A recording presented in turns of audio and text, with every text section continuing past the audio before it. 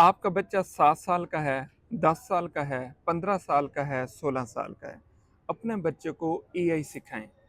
AI सीखने के बाद आपका बच्चा वेब डेवलपर होगा, आपका बच्चा ऐप डिज़ाइनर होगा, आपका बच्चा स्टोर डिज़ाइनर होगा, आपका बच्चा सॉफ्टवेयर इंजीनियर होगा।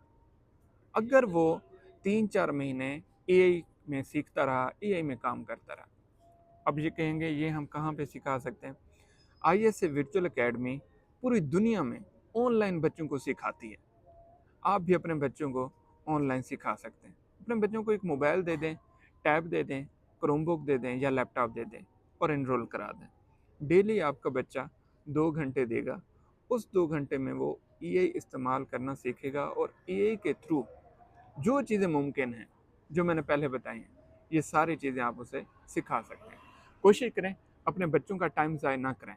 अपने बच्चों को अभी से क्रिएटिव भी बनाएँ, स्मार्ट भी बनाएँ, पैसे कमाना सिखाना भी अभी से शुरू कर दें। और ये सब मुमकिन है एआई से।